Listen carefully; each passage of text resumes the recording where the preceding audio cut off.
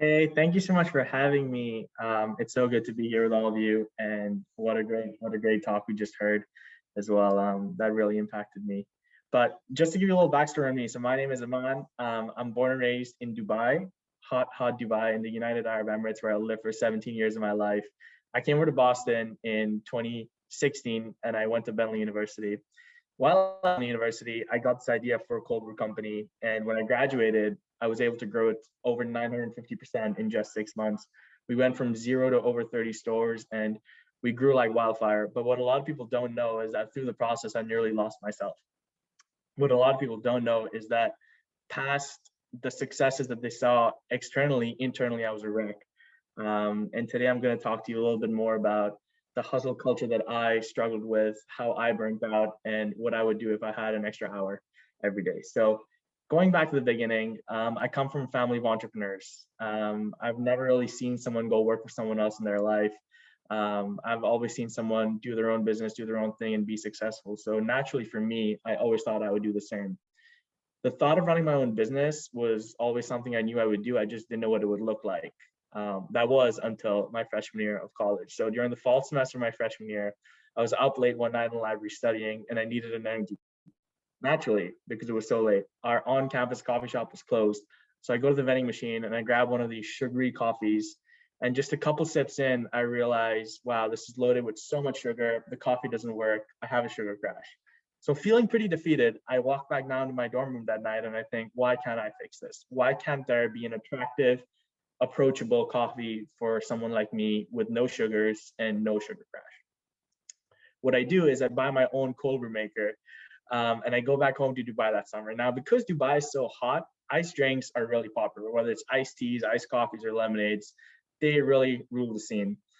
That summer, and for the next 4 summers after that, I started visiting local roasters, and I really fall in love with the idea of cold brew and iced coffees.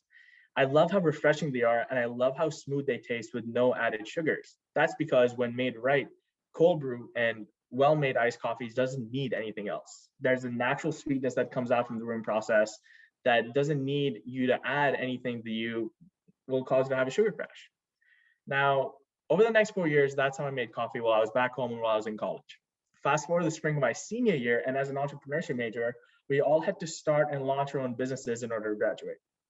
This is when my professor approached me and he said, hey, man, why don't you do something with that cold brew thing of yours? And first I called him crazy. I said, no, there's no way. I don't know the first thing about that. He goes, no, just try it. So a couple of conversations later, I realized that it's a lot more viable than I thought it was. And, we launched our business. I'll skip that story, but we launched. And in October of 2020, we hit our first retail store.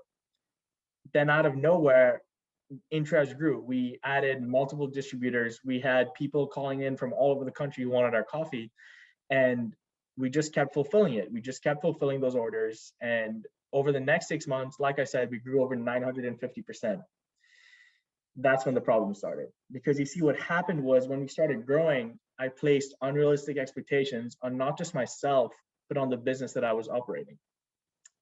There was external pressure from outside of me because suddenly the next step became Whole Foods, Hannaford's, Wegmans, whereas previously the next step was just get a second store, just get a third store.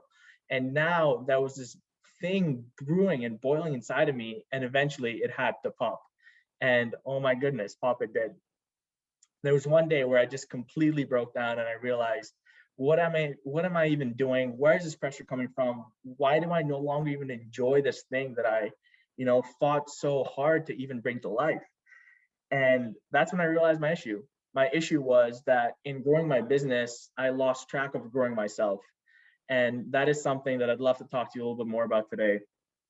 So if I had an extra hour every day, if I had 24 hours in a day, I would use that extra hour to make more time for myself as an entrepreneur. Because what a lot of people don't know is that entrepreneurs are obsessed with this idea that, to grow, they must be scrappy. They need to beat the next guy. They need to be the next business. But that's not really true, because at the end of the day, if you're a founder, if you're an entrepreneur, I realized quickly that your business is only as successful as you are. Your business can only be as healthy as you are. And what happened for me was I became unhealthy really quickly, but on the outside, I seemed like the coolest person ever. I seemed like, okay, like people are approaching me saying, hey, like you're adding a new store every day. Hey, you're doing this. And what they didn't know was that I was actually a wreck. And I didn't have the words, I didn't have the awareness to verbalize that, but it was true. So over the last couple of weeks, as we've been in this, this new year, I've kind of taken a different approach. And now I picked up new hobbies, and now I make more time for myself. And now I've started doing things that I love. And the craziest part is that most of our growth that has happened in the new year. Some of the best retailers that we've had, some of the best stores, some of the best conversations I've had have come from a place of me not striving to make them happen, but they've come from a place of where I didn't even try that hard. It's kind of like a thing where you just tap the door and it swings wide open.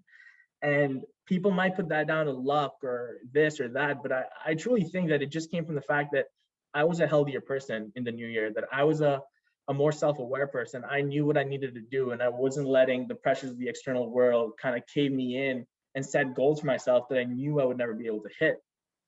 So 3 quick ways that I think founders and entrepreneurs should be using that 25th hour if they had it. The first way is to do more things that they love. For me, as crazy as it sounds, I genuinely do love coffee. I love visiting new roasters. I love visiting new cafes. And even though sometimes it can feel like work, for me, it isn't, because I think that the stories behind coffee roasters and coffee shops are what makes them so special. Secondly, I started telling myself more truths about myself than setting expectations for myself. And this sounds counterintuitive to be running a business, but I think the best thing that an entrepreneur can tell themselves is that what they do is not who they are. Because you see, who they are the principles and the morals and the values that they were raised with, but it's not the number that's on the bottom line.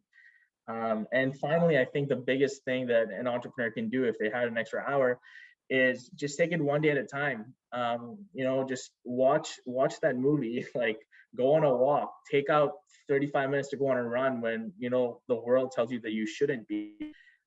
Because I think at the end of the day, if you're fortunate enough to have that extra hour, I think the better you prepare yourself, the better your future self will thank you. So even just leaving today, whether this, resonated with you or not, one thing I would encourage you to do is just do something for yourself. Because I can tell you that even for me, as a person who had a quote unquote successful business, I didn't do that for the longest time, and I paid the price, literally.